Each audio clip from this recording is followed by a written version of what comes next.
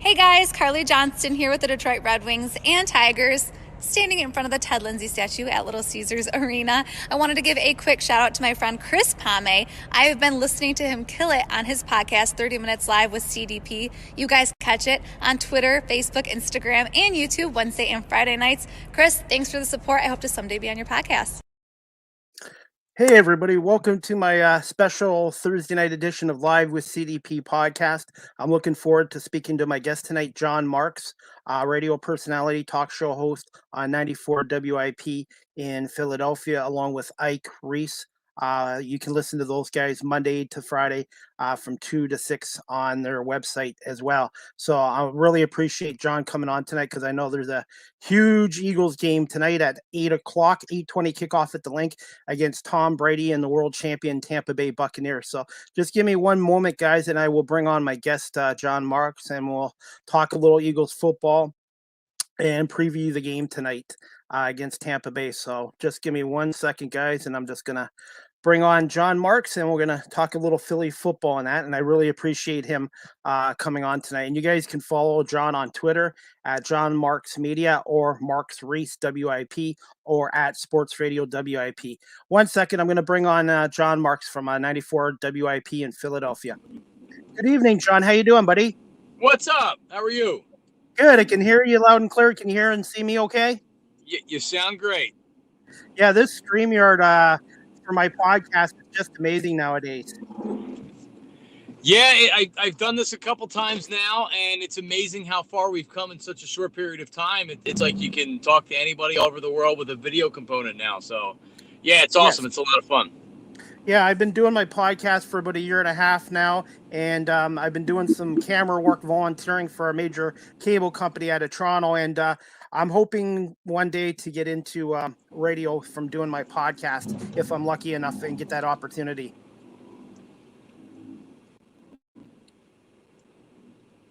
Oh, I think we just lost Jon. Oh, you're back. Am I back? Yeah, you're back. How can I not hear you now? I was going to say, yeah. Right after I say that we're doing so well. Can you hear me? Give me a thumbs up if you can hear me. Can hear you loud and clear. I can't hear you now.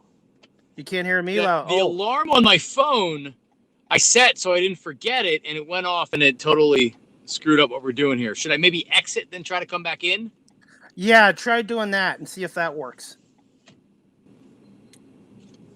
I don't know what to do here because I can't hear anything. Let's see. Hold on. Maybe try. Okay, guys, just a quick technical difficulty with Jon. So hopefully we'll have Jon come back on in a minute, and we're just going to talk a little Eagles football and quickly preview the game tonight between the Eagles and the world champion Bucs. 8:20 kickoff tonight at the Link.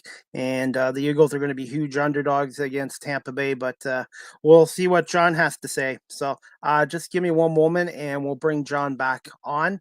And just 1 second. Hey, Jon, can you hear me now? All right, I think we're good. Cross your fingers. Yes, I got you. I can hear you. You're good.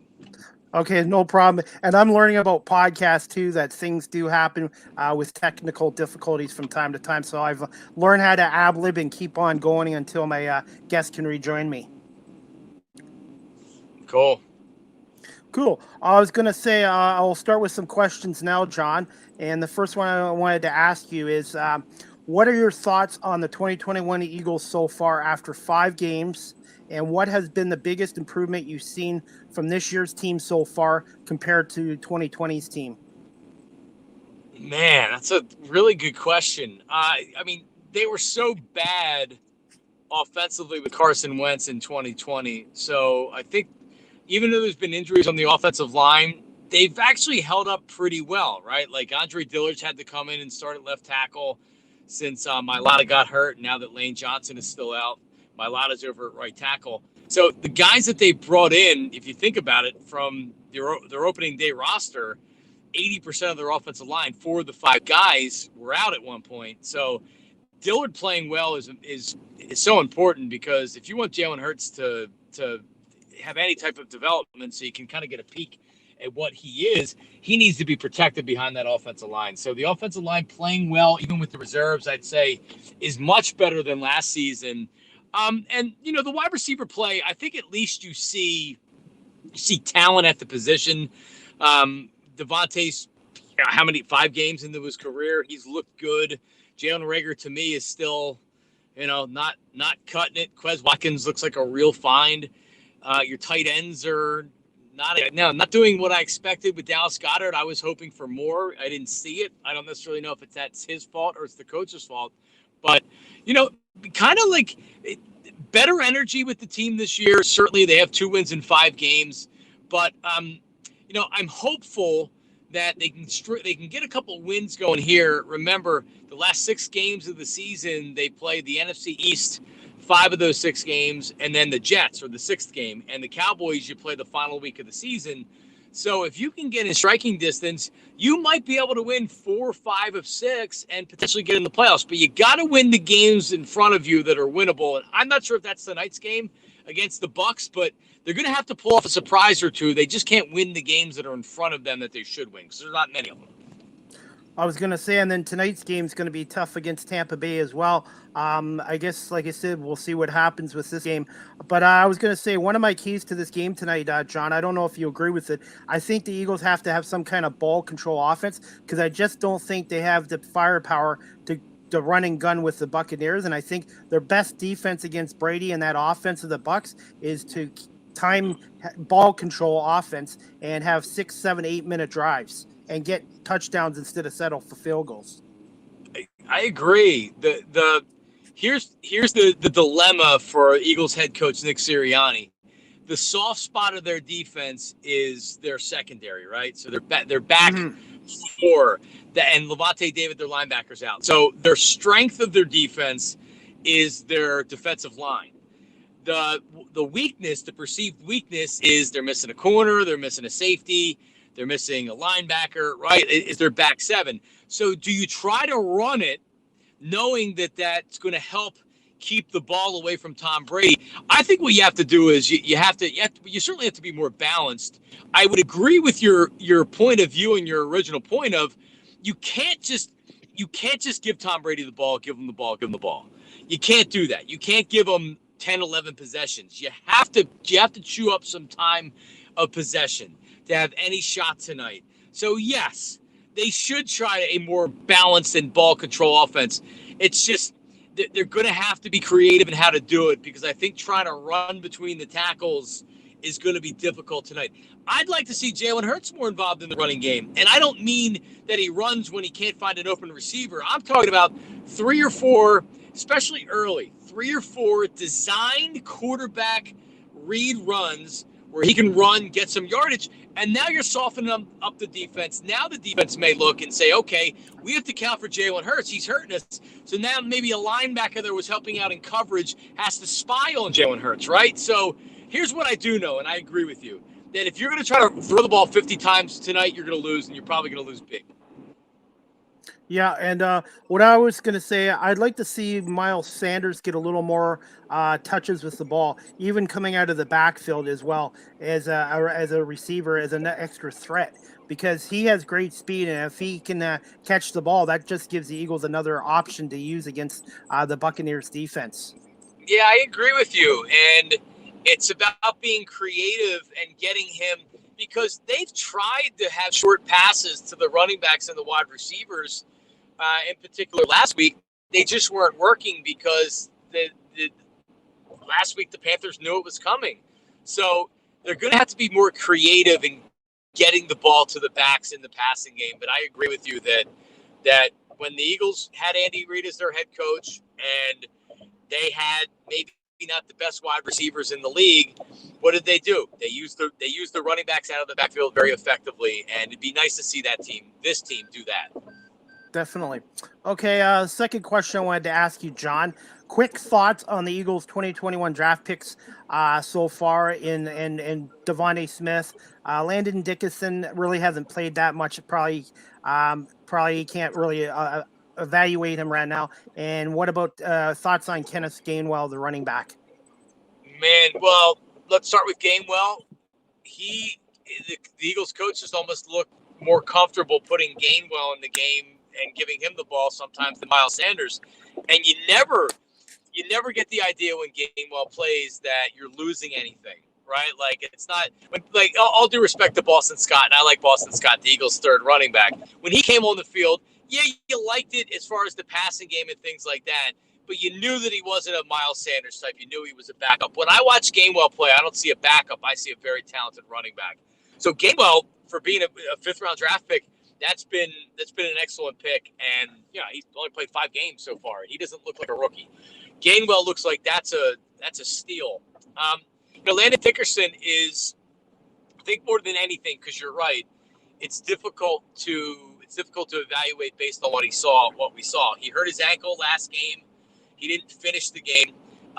His other start, he looked, he had ups and downs, as I think you can expect from a rookie. But so it's good to see that he came back so soon after that ACL injury that he suffered. I guess it was in November of last year at Alabama. But it's also it's kind of concerning that he's already had a couple of injuries so far playing, right? Like, so his ankle's already banged up. He had to come out of the game. Because the biggest thing with him wasn't whether or not he would be a good player. The biggest thing is he had an extensive injury history. So, so far so good. We'll see. I didn't think we would need him this early, but we have, and it's good to have him there. So kind of an incomplete, but it looks like it's good. And then Devonta Smith, I would like to see a little bit more, but he's a polished number 1 receiver, first-round draft pick. Is he a true number 1? Oh, I think John froze up there. Is he going to be worth a 10th overall pick in the draft to the house? I don't know that. But as far as being a professional wide receiver, he's the best guy they've had, certainly best young wide receivers they've had in a really long time. So I would say thumbs up. All 3 of those guys, big time thumbs up. Okay, definitely. And what's your thought about Smith being put on the special teams unit as a punt returner, a kickoff returner, or would you just keep him as a wide receiver and not risk him getting hurt on the special teams? Yeah, I hope my answer didn't sound like your question, because I think I'm driving through a rough patch here. So maybe you can ask it again to see if it cleared up, because I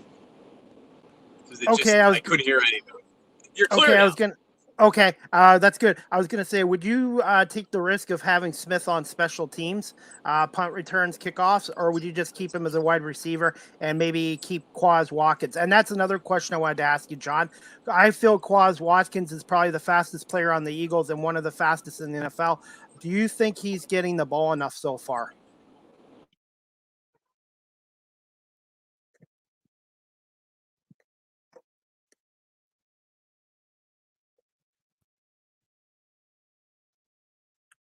I think John froze up. Just a second, guys. Like I said, John's driving back from the lake. Are you back? I guess. You got me? Okay, good, cool. You got me? Yeah, I got you. I was just going to ask you about Quaz Watkins and if you... I got you. I got you. So first thing with Devonta Smith, I wouldn't put him as a punt returner or a kickoff returner. He's 166 pounds and he's 6 foot. He's not the, he's not the best built guy. I wouldn't put him in harm's way. Jalen Reagor is going to have to be the guy because his receiving skills, he lacks polish and he's lacking production right now.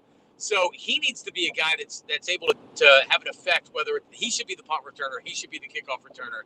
And I like him in that role as kind of a Swiss Army knife. Hey, use him a little bit in the running game on end arounds.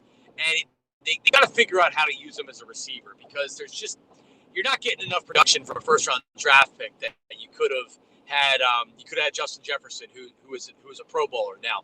As far as Watkins, he looks like he could be a really, really special find, and he was a 6th-round draft pick. So he's making big plays. He's their big play receiver. So anytime I look at a group of wide receivers, I say, okay, or do they do different things? Are they all one-trick ponies?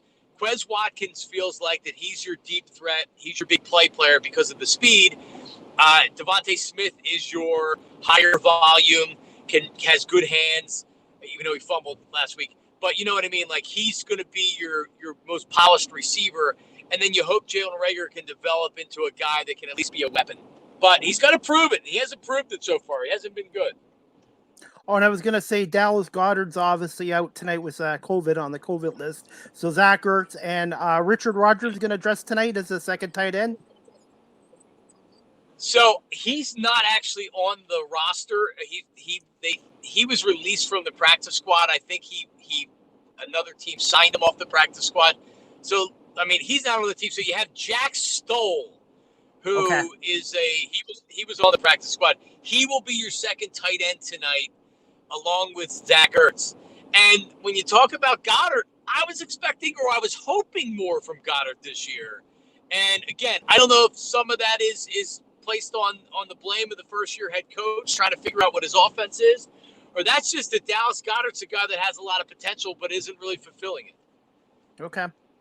Thanks for letting me know about the Richard Rodgers thing. I missed that. So the next question I wanted to ask you, John, is what is your overall impression of head coach Nick Simranni and the coaching staff so far from training camp, preseason, and the first 5 games of the regular season?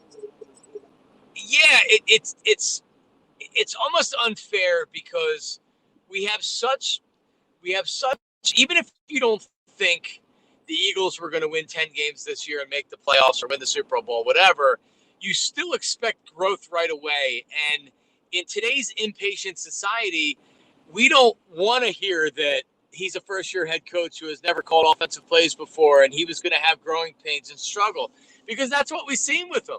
We've seen some good, we've seen some bad. And Donovan McNabb told me on my show on Monday that these are expected and necessary growing pains for a first-year head coach. And while it's difficult to go through as an Eagles fan and watch some of these games, it's probably fair to just say, like, yes, like, if he's going to have these growing pains, it's got to be this year, right? Like, he needs to be better after this year.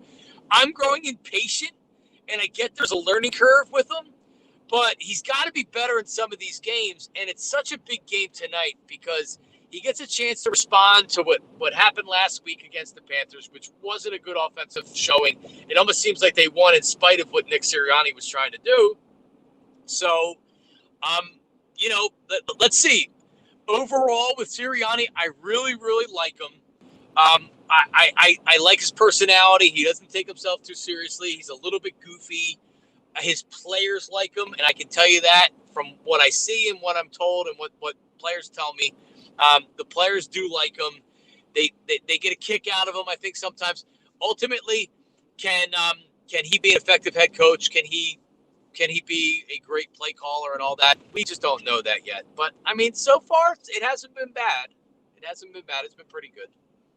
And tonight should be interesting, too, to see how he's going to have a game plan against the Tampa Bay Buccaneers. So, all right, John, I wanted to ask you about that. And then I just got a couple more questions for you, John. Are you still good for time for a few more minutes? Yeah, let's do it.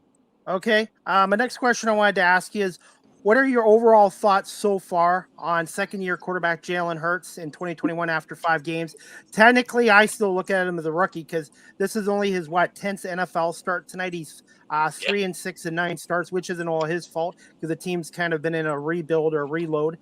Just wanted to get your opinions on him so far this season. Well, I was somebody that was skeptical of Jalen Hurts being the long-term quarterback of the Eagles.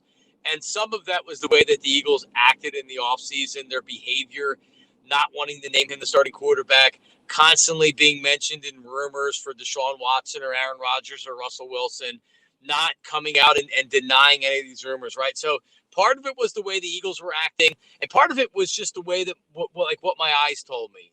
And what I saw last year out of him, he was good, don't get me wrong, but he did a lot of damage with his legs last year as opposed to his arm.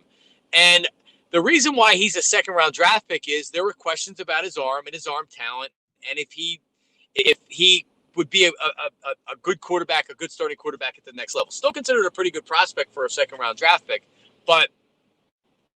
And what I saw from year one was kind of like where he was drafted. There's a lot of intangibles that I love about the kid. I really do. His teammates love him.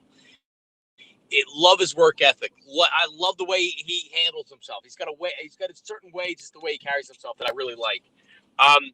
Ultimately, like, can he be a good enough quarterback? He's kind of made me feel better about that this season. He hasn't been perfect. Last week, missed a lot of throws. He's had games where he struggled. But again, I think it's important to remember that young quarterbacks are going to have games that they struggle. So I would say that if you're talking about, is Jalen Hurts the quarterback of the Eagles this year and going forward, I would say I certainly believe that he is more now than I did at the start of the regular season. And I haven't felt like in maybe one of the games, but for the most part, like when the Eagles lost last week, or they almost lost to the Panthers, it wasn't like, man, Jalen Hurts sucks and he's not giving them any chance. No, last week it felt like that they won in spite of the head coach. So long story short, Jalen Hurts has done a good job this year in making the Eagles wonder if he could be the guy, because I think they had real questions about him, and I'm sure they still do. And we'll know a lot more by the end of the season what he is. But this is a league where you have to develop, and for every Justin Herbert that you have Jalen Hurts, and you have other guys. Zach Wilson was the second overall draft pick in the draft. He's been terrible this year, and his team's not very good around him. So impressed with Jalen Hurts, and I'm really looking forward to seeing what he can do in these upcoming games here. What about his arm strength overall? Do you think, obviously it's not like Josh Allen's arm strength, but do you think it's decent enough to be a threat for the deep ball? Do you think his arm is good enough to do the odd deep ball with Watkins and Smith? He's shown that he can get it there, but pay attention to how he gets it there. And like last week, he was probably around at like the 45-yard line, and he was trying. It was on the play where Carolina jumped off sides, and Jalen smartly recognized it was a free play, so he started pointing to his receivers like, "Hey, free play, go long," and he did like a jump step to crank the ball as far as he could, and it went like 8 yards out of bounds and high, and it was ugly, right? So he's not going to ever be a guy like an Aaron Rodgers, like a Kyler Murray, like a Russell Wilson, like the guys, like a Josh Allen, like you mentioned. He's never going to be a guy that has the top arm. But can he be a guy that has adequate arm strength? Yeah. I mean, it's interesting. The Eagles aren't running a lot of – they're not throwing a lot over the middle, and they're not throwing a lot on like 15, 20-yard passes, because that's where, when you're trying to fit them in tight windows, you need some zip on those balls. I don't know. I mean, his arm strength it's probably going to be adequate, but it's never going to be something where you're like Carson Wentz. Carson Wentz, the zip that he had on the ball, it's like, wow, like he's got zip on the ball. Jalen doesn't have that. Can it be good enough? Yeah, I think it could be good enough. I was going to say one thing is just as important as arm strength is accuracy and how long he holds on to the ball to get it out within a certain amount of time as well.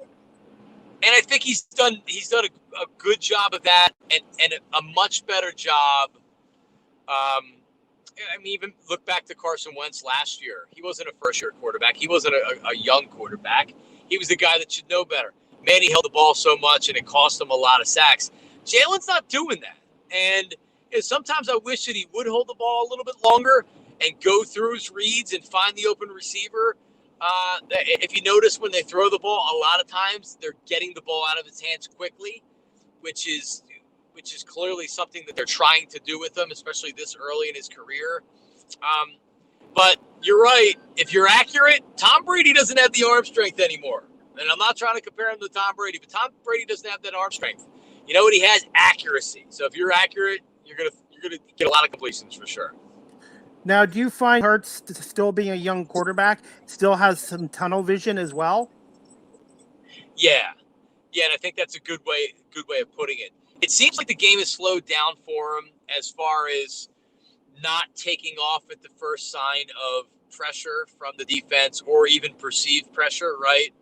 But so he is sticking around in the pocket a little bit longer. I saw him last week.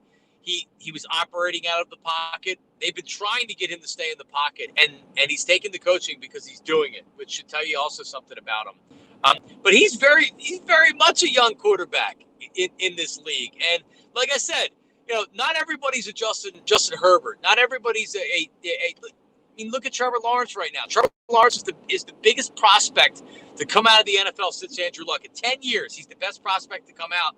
And he's having ups and downs. And I know Jalen had last year, but you're gonna get younger quarterbacks making mistakes. And Jalen hasn't made a lot of mistakes. So he's got a lot of room to grow, but he's pretty matured there right now already. Okay. And my next question I wanted to ask you is, where do you see the Eagles possibly finishing in the NFC East in 2021? And do you think this team could compete for a wild card spot? I don't know if this is the fan in me that is hoping for it, because this is something that I've been talking about. I don't want this just to be a 7-win season because no one expects anything. I also don't want to put unrealistic expectations on the team. But, I mean, can they win against Detroit? Can they beat the Saints or the Chargers? If they can, that gives them 4 wins. And with 4 wins, and you have your last 6 games, and you're playing the Raiders right now and everything that's going on with John Gruden.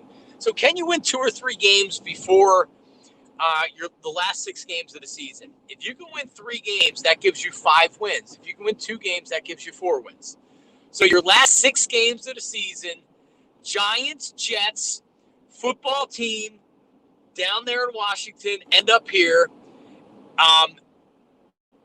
Giants twice, like I said, Giants twice, Washington football team twice, Jets once, and you're playing the Cowboys in the last game of the season, which may not matter because they're probably going to have clinched the division and they won't be playing for a playoff spot. If you can win 4 games and you go into that with 5, that's 9 wins. The Bears made the playoffs last year at 8-8. So that's why I can't say, it's fine, just win 7 games. No. You need to push yourself to try to win as many games as possible. I know they're not winning the Super Bowl this year. I'm not trying to set unrealistic expectations. We'll know where this team is heading into the final 6 games. But if they're in position to where if they can go 4-2 over those last 6 games and win 9 games, I like my shot at getting a wild card berth. I was going to say that's what I'm predicting this team to be 9-8. I just don't know if 9 wins will get it. I think it'll be at least 10 wins, but I do think the Eagles can win 9 games at least. Yeah, with the West, the NFC West, you're probably right. A lot of it's just year to year, right? Like the Bills won 10 games last year and didn't make the playoffs. The Bears won 8 and did make the playoffs. So that's out of your control, but I just want those games at the end of the season to mean something. So the young players on the Eagles offense can get some experience when, there's some high pressure, high stress. Let's win this game. We need to stay in the playoff fund. That's great. That's only going to help them going forward. Okay, and I just got 2 quick questions for you, John. And this one I wanted to bring up tonight because tonight's thoughts on tonight's Jon Runyan and Trey Thomas being introducted into the Eagles Hall of Fame tonight at halftime. Well, when I grew up as an Eagle fan, the Eagles never had good offensive lines. They never even had average offensive lines. For the most part, the Eagles' offensive lines were bad. And then when Andy Reid came in 1999, now the Eagles drafted Trey in 1998, but Andy Reid came in 1999. He made it a priority to improve the offensive line, to make that a strength of the team. He signed Jon Runyan a year later. So you had Trey and you had Runyan for all those years. And I don't even remember that the Eagles never had bad offense. The Eagles had bad offensive lines consistently in the 80s and the 90s because the Eagles' offensive lines have been so consistently good. And a lot of that is Trey Thomas and Jon Runyan. Even if you had 2 guys in between, 2 guards in between in a different center, with those 2 guys that your line was going to be probably pretty good. And Trey was an amazing player. Jon was a different player than Trey. He was more of the run tackle, and Trey was your elite pass protector.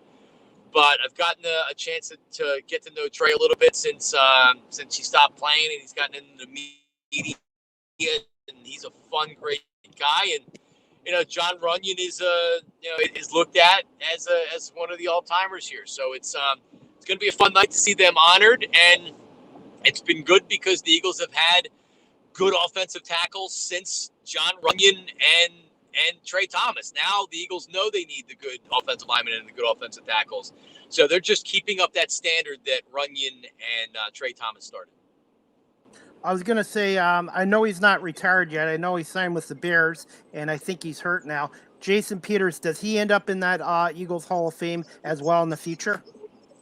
Yeah, he does. And, he didn't have the playing bug out of him yet. Hopefully after this year he does, because he doesn't need to prove anything else to anybody out there. Maybe he needed to prove to himself that he could play one more year and not be hurt. But, with Jason Peters, you talk about the Hall of Fame. And I'm not a Hall of Fame voter, and I don't really, honestly, I don't even want to do the conversations of an offensive lineman being a Hall of Famer or not, because I don't know. But he's a favorite of the Eagles owner, Jeffrey Lurie, and he may have his number retired. Talking about the Eagles Hall of Fame, he may have his number retired, which are two totally separate things. And he might be a Pro Football Hall of Famer. So, yeah, like you said, it goes from Trey Thomas to Jason Peters, now to Jordan Mailata, and if Andre Dillard can play, which it looks like maybe he can. But it's a lot of good players over the last 20-some years. Definitely. Okay. And I was going to say, too, John, I just got one last question for you. There are a lot of Eagles fans in Ontario. I live near Toronto. A lot of Eagle fans, and the radio voice of the Toronto Argonauts of the CFL, Mike Hogan, is a huge Eagles fan as well. So I'm hoping one day to get Mike Hogan back on. I hope you guys maybe get him on your station one day, because he loves the Eagles, and he's a huge CFL, obviously, with the Argos, but he loves the Eagles, and he would be a great guest to have on your sports show if you ever decide to bring Mike Hogan on. That's really cool. So I always wonder, because we hear from Eagles fans all over the world, not even just the United States or Canada, all over the world. What makes somebody that grew up in Canada an Eagles fan? What was it that made you an Eagles fan? I've always hated Dallas, and what made me an Eagles fan was the 1980 NFC Championship game. I was 8 years old at the time, and I was in awe of the Veterans Stadium, and Ron Jaworski, Wilbert Montgomery, Harold Carmichael, and the city of Philadelphia, the passion of the city. And really, it was that year, 1980, that I became an Eagles fan. Wow, that's so cool. It's actually, that game that you speak of is one of the first memories that I can remember that I have in life. I was 4 years old, just turned 4 years old, really. And the Phillies winning the World Series, I remember that was in October of that year. And the Eagles losing in the Super Bowl and the NFC Championship game. I remember that too. It's, my first memories of life are the Eagles, which is pretty cool. So that's cool. I love that story. That's awesome. And Vince Papale too. I had the pleasure of talking to Vince, and I watched the movie Invincible, and his story was too. So and Dick Vermeil as well. So yeah, like I said, that 1980 championship game is always the most special, because that was the Eagles' first time to the Super Bowl, and they were huge favorites to win that Super Bowl against the Oakland Raiders back then too. Yeah, and I remember the loss. I was young, but I remember it. Definitely. Okay, and I just got one last question for you, John. Just your thoughts and your prediction for tonight's game against Tom Brady and the Bucs, and what are your few keys to an upset win for the Eagles this evening? Man, and I just thought about it. I don't think we gave a final score for the game on my show. It's tough to give a reasonable explanation for why the Eagles would beat the Buccaneers, right? Like, look at the two teams. Look at the offensive firepower that Tampa has. The Eagles' defense hasn't been great. Antonio Brown, Chris Godwin, Mike Evans, two good tight ends, three good running backs, Tom Brady. The Buccaneers' defense is kind of beat up, but the Eagles' offense hasn't been setting the world on fire. But they are banged up on defense. And if you look at kind of just the history of the Thursday night games, the road team is more often than not the loser in that game. So a little bit of an older team in Tampa. They won last week. They had a big win over Miami, short week on the road. Maybe their bodies don't recover as quickly as the younger Eagles. And in the NFL, it's a week-to-week league. We see the better team lose to a much worse team all the time in the NFL, just based on circumstances like this week with the Eagles. So I would say this: if they win, I think they win by scoring a lot of points to where, for whatever reason, they just get on a roll and Tampa's defense looks bad and the injuries really affect them, and then they have enough to hold on. It's going to be tough. I think it's a closer game for sure, but if the Eagles win tonight, I think it's going to be a high-scoring game and the offense is clicking. Okay, I had the Eagles upsetting them 24-21, so we'll see what happens there. What I was going to say quickly before I let you go, what's it like working with Ike Reese on your afternoon drive, 2 to 6, Monday to Friday? And where can my audience in Canada find you guys on social media and that? So I don't know. Can you guys get the Odyssey app? Just go to 94wip.com and you can listen live. You can go to our show page. You can find out more about us. I am on social media. It's Twitter and Instagram. Jon, Jon, Marks, Marks Media, at Jon Marks Media. I think Ike is Ike Reese 58. And then our show page is Marks Reese WIP.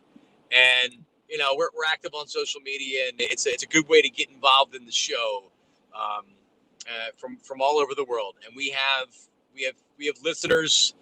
I have actually a listener from Australia that was direct messaging me because when we did the Eagles Autism Foundation, he bought a shirt during we do like a radiothon, and he bought a shirt, and he's like, "Hey, I didn't get my shirt yet. Is there an update on the shirt?" So I checked in with the Eagles Autism Foundation. They told me it should be shipping out next week. So yeah, we have listeners, and we have Eagles fans from all over the world. So it's great to meet new ones, and that's one of the great reasons I was excited to come on here to talk to everybody in Canada. I was going to say, and I've been to 4 Eagles road games, 3 in Buffalo, and I went to one at Lambeau Field in 2019. And I'm hoping, and now that the land border is going to be open in November, I'm hoping, if not this year, next year, to go to my first ever Eagles game in Philadelphia. It's amazing. The crowd tonight was getting revved up when I was leaving the stadium, and there's going to be a real energy tonight with Trey Thomas and Jon Runyan being honored at halftime. So a little bit of extra juice, and it might just be what the team needs to get a victory. Okay, definitely. Hey, Jon, I'm gonna let you go, but I just want to say thank you so much for coming on live with CDP podcast tonight. And I'm hoping maybe in the future, Jon, I can have you back on again and maybe talk a little more Philly sports and Eagles football. Absolutely. Thank you for asking me. It was my pleasure, and I appreciate you asking me. I really enjoyed it. Okay, well, drive home safely, and I just got to say these 2 words: Go Birds! Go Birds! Get them! Thanks, man. All right, well, keep in touch on social media. Thanks, Jon. You got it. Anyways, guys, I just want to say thanks to Jon Marks from 94 WIP Sports Radio in Philadelphia coming on. You can follow Jon on Twitter at Jon Marks Media or Marks Reese WIP or at Sports Radio WIP in Philadelphia on Twitter. And the website for 94 WIP in Philadelphia is www.odyssey.com/94 WIP. And tonight you can listen to the Eagles game on the radio with the legendary Merle Reese and Mike Quick on 94 WIP, or you can watch it on NFL Network or in Canada here on TSN tonight with Joe Buck and Troy Aikman and Aaron Andrews. So anyways, guys, like I said, I just want to thank everyone for watching tonight on YouTube, Facebook, and Twitter. And just before I go, guys, I'm just going to let you guys know I do this on my podcast, Live with CDP podcast. The audio version is always downloaded on Google Podcasts, Anchor FM, Apple Podcasts, Breaker, Pocket Casts, Radio Public, Spotify, Castbox, and LinkedIn as well. And you guys can also follow me on TikTok at Live with CDP. I'm also on Facebook again under Chris Pame, Twitter at Chris D. Pame, and I'm on LinkedIn as well under Chris Pame as well. Just to let you guys know, StreamYard is my official live stream provider of Live with CDP podcast, and they do a really great job as well. So, anyways, guys, I'm going to wrap this up shortly. Tonight's kickoff is at 8:20 from Lincoln Financial Field against the Buccaneers, and then the Detroit Red Wings home opener tonight at Little Caesars Arena at 7:30 against the Stanley Cup champion Tampa Bay Lightning. And then we've got Game 5 of the National League Divisional Series tonight. Dodgers and Giants, Game 5. Winner takes all. The winner goes on to the NLCS against the Atlanta Braves. So I'm looking forward to that. And tonight's pitching matchup is Jose Arenas for the Dodgers against Webb for the Giants as well. And also, guys, just to let you know, the next Gulf Storm home game, they won 7-3 last night against Owen Sound, is this Friday night, October 15th at 7:30 against the Sault Ste. Marie Greyhounds. The game will be on Rogers TV 20 and 1460 CJOY with him a lot as well. And let's see, guys. And tonight, the Philadelphia Eagles will have 2 new members to the Eagles Hall of Fame at halftime. Michigan Wolverines alumni Jon Runyan and Trey Thomas will be introducted into the Eagles Hall of Fame tonight at halftime. Runyan and Thomas led the Birds to 7 playoff appearances, 5 division titles for the NFC Championship, 5 conference championship games, and 1 Super Bowl. And eventually, Jason Peters, the former Bill and now Eagles legend, will be into that Hall of Fame at some point as well. So, anyways, guys, like I said, I want to say thank you again to Jon Marks from WIP Sports Radio in Philadelphia coming on tonight. And lots of sports going on tonight, guys. We got the Major League Baseball playoffs. We got the Eagles game, of course, and then we got the NHL regular season opening up. And I'm looking forward to an improvement of the Detroit Red Wings as well. So, if there's my what last podcast before I go, guys, my next Live with CDP podcast will be tomorrow night, Friday, October 15th, 7 o'clock Eastern, 4 on the West Coast. Guest is Amy Lawrence, the host of After Hours with Amy Lawrence on CBS Sports Radio. You can listen to Amy on CBS Sports Radio or on their app Monday to Friday, 2 a.m. to 6 a.m. And Amy's been a radio veteran for over 20 years, originally with ESPN Radio, and she's been with CBS Sports Radio since 2013. So looking forward to speaking to Amy as well, guys. And also, guys, if you're interested, Live with CDP merchandise, podcast shirts are $15, coffee mugs are $15, and my new podcast hats are $18. Shipping is extra if you're out of Gulf country and that. So anyways, guys, like I said, I really appreciate you all coming on here tonight. And I really appreciate Jon Marks giving me some time to talk Eagles football and stuff like that. I'm predicting an Eagles upset win over the Bucs, 24-21. We'll see what happens, but I think the key is ball control. They're not going to be able to stop that Bucs offense and Tom Brady, especially without Brandon Graham, who's tore his ACLs out for the year. So I think their best bet is to have 6, 7, 8, 9-minute drives and try to get touchdowns. They obviously can't get into a shootout with the Buccaneers offense. I know Rob Gronkowski is not going to play tonight for the Bucs. Winfield, their great corner, is going to be out as well. And with the Eagles, Dallas Goedert's out. So Jack Stoll, I guess, will be the backup to Zach Ertz tonight. I do think Zach Ertz is going to be a key player for the Eagles tonight. I think he's going to be involved with the blocking, obviously, for the run game, and also he needs to contribute offensively with some catches. And I really do like to see Miles Sanders get the ball more back in the running field and out as a receiver as well, because Sanders has got great speed. So I think the Eagles tonight need to use their speed against the Buccaneers defense. So yeah, I'm saying predicting Eagles 24, Buccaneers 21. Anyways, guys, like I said, I want to say thanks again to Jon Marks from WIP 94 in Philadelphia, Sports Radio in Philadelphia, for coming on. And thank you, everybody, for watching this live on YouTube, Facebook, and Twitter, and also later on audio with Google and Apple Podcasts, Anchor FM, Spotify, etc. Anyways, guys, I hope you guys can tune into my next podcast tomorrow night, October 15th, 7 o'clock Eastern, with Amy Lawrence for Sports Radio After Hours with Amy Lawrence. She's a great guest, and she knows her sports, and she's a longtime radio veteran with ESPN Radio and CBS Radio. So, all right, guys, have a great night. Go Birds, fly Eagles, fly, and let's go Red Wings. Enjoy the games tonight, and go Giants too, by the way. All right, good night, guys. We'll talk to you tomorrow night at 7 o'clock for Live with CDP with Amy Lawrence.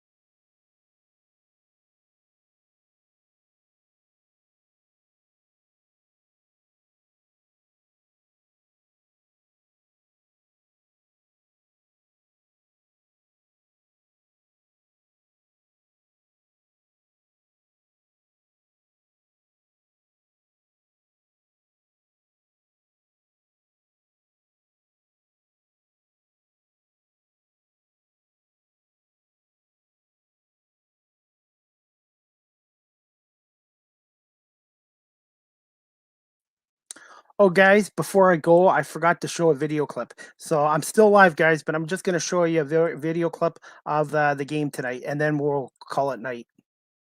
The Eagles are at home in Week 6, taking on the reigning champs. Play action fake, sold by Brady, throws a deep pass down south toward Evans, toward him. It's a caught ball! Touchdown, Tampa Bay! 5 TDs, over 400 yards, a rating over 140, yards per attempt an even 10. Caught ball, 5 feet to a touchdown! Great catch, and what a throw by Brady! Philly has to be able to cover 3 different WR1s, too. Good luck with that. Antonio Brown to the 20, 15, 10, 5. Touchdown, Tampa Bay! So Brady using his weapons. He hits OJ, he hits Mike Evans, now he hits Godwin. Brady throws a seam, caught by Evans. He gets a block. Touchdown, Tampa Bay! Mike Evans! On the year, Philadelphia's numbers against the pass aren't the kind they're going to want to write home about. Kansas City has hung 42 points on the Philadelphia Eagles. However, they are at least coming into this game with some confidence. They dominated Sam Darnold to the tune of 3 INTs, 177 yards, a 44.5 rating, and just 4.8 yards per attempt. Lets the routes develop. Zings an interception.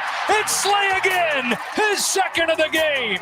Brady has to worry about that Philly front. 3 sacks last week, 8 QB hits. 4-man rush. Pocket collapses, and they get their 3rd sack of the day. And Javon Hargrave is having a year. Brady should definitely be worried about him.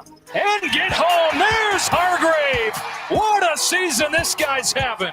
Philadelphia actually has to be ready to stop the Bucs' ground game, too. Tampa Bay may not run a lot, but when they do, they prefer Leonard Fournette. And in for the touchdown is Fournette. The Eagles are sort of in that same boat. They have not spent a lot of time running, but when they have, they've been efficient. And hits the hole hard. Stays on his feet inside the 20 with a 1st down. But being they face the Bucs this week, unlikely to see them crank the run volume knob up much. Handoff, Gaskin, level. Wow, that was a hit. We'll have to see if Levante David plays, though, this week after he hurt his ankle and left that game. But either way, expect the Eagles to fly quite a bit. The difference between Tampa Bay's pass D and its run D right now is like comparing Attack of the Clones to Empire Strikes Back. The Bucs allowed Jacoby Brissett to go for 275 yards, 2 TDs, rating in the mid-90s, and on the season, the injuries their secondary has endured have made it tough for them when it comes to stopping aerial attacks. Here he goes toward the end zone. Gaskin has it. Wide open for the touchdown. Now, they did get JPP back, and that did spark their pass rush, which got home against Brissett 3 times, and they hit him 7 times. Oh, the ball came out. Got knocked loose from behind. It's still on the ground.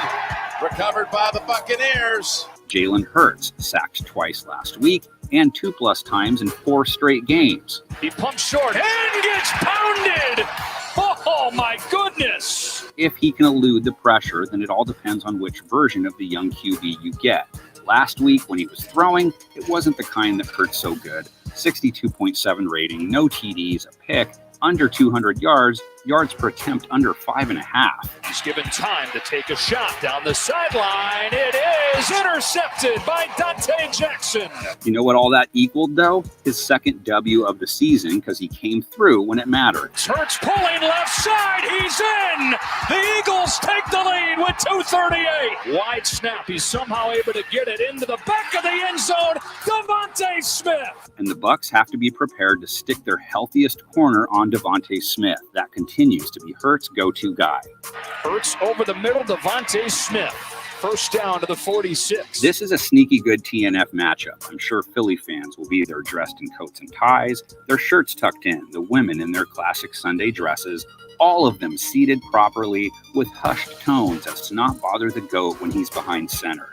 And if that happens, monkeys are going to fly out of my... You know, this is going to be a frenzied night under the lights. Lay down your predictions in the comments section. We'll lay down ours on the screen.